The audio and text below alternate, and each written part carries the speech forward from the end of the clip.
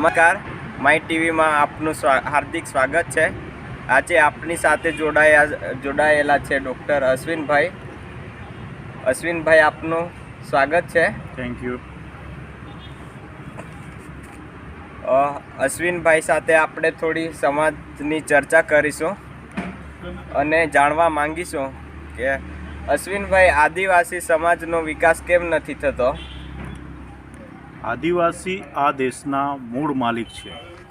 આદિવાસી original ઇનહેબિટન્સ છે અને મૂળ માલિક હોવાથી જળ, જંગલ, જમીન અને ખનિજનો ખરો માલિક જો હોય તે આદિવાસી છે।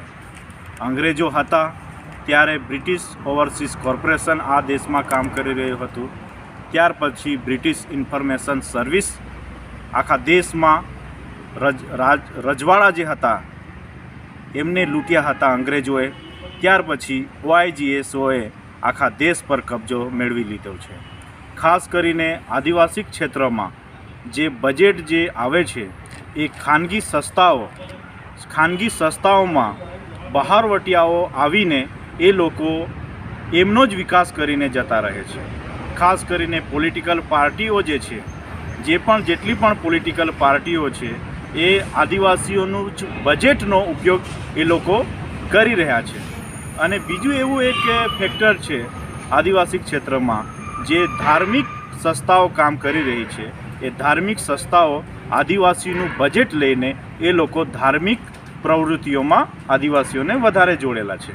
અને જે પણ સ્કૂલિંગનું જે ડેવલપમેન્ટ થવું જોઈએ, એજ્યુકેશનનું ડેવલપમેન્ટ હજુ સુધી આદિવાસી ક્ષેત્રના ઇલાકામાં થયું નથી। આખા દેશમાં આદિવાસી જ્યાં જ્યાં રહે છે ત્યાં સ્કૂલ્સ અને માળખાકીય સુવિધાનો સારી રીતે વિકાસ થયો નથી। જેટલી પણ ગવર્મેન્ટ એટલે કે OIGSની અંડરમાં પોલિટિકલ પાર્ટીસ જે જીતીને વિધાનસભામાં અને સંસદમાં જાય છે અને સારા કાયદા બનાવે છે, પણ એ કાયદાનું અમલીકરણ હજુ સુધી ગ્રામ્ય વિસ્તારના લોકો માટે થતું નથી। અને જે પણ કેન્દ્ર સરકાર અને રાજ્ય સરકાર અને પંચાયતી રાજ સિસ્ટમમાં જે પણ બજેટ જે આવે છે એ બજેટ બહારવટિયા જ NGO, ટ્રસ્ટો, મંડળો એ બધા જ આદિવાસીઓના બજેટ લૂંટીને શહેરીકરણમાં ડેવલપમેન્ટ કરી રહ્યા છે।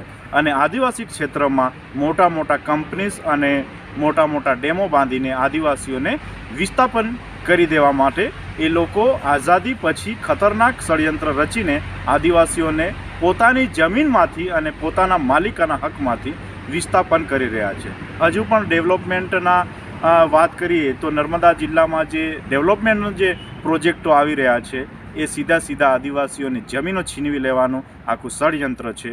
આદિવાસીઓને વિસ્થાપન કરવાનું ષડયંત્ર છે। એટલે આદિવાસીઓને એટલા માટે વિકાસ થતો નથી કે આદિવાસીઓને વિસ્થાપન કરી દેવા માટે આ સરકારો કામે લાગી ગઈ છે। તો આદિવાસીઓને પણ આ ખબર પડતી નથી। અમારા આદિવાસીઓ પણ પાર્ટી પોલિટિક્સમાં ગુલામ બની ગયા છે। આદિવાસીઓ આ દેશના માલિક છે। આદિવાસીઓ જ ભારત છે, આ ભારતના માલિક છે। આદિવાસી જ રાજસ્વ છે। આદિવાસી જ આ દેશના માલિકો છે, પણ આદિવાસીને જ ગુમરાહ કરી દેવા માટે આ સિસ્ટમ કામ કરી રહ્યું છે એવું મને જાણવા મળે છે। Thank you. તમારો આભાર।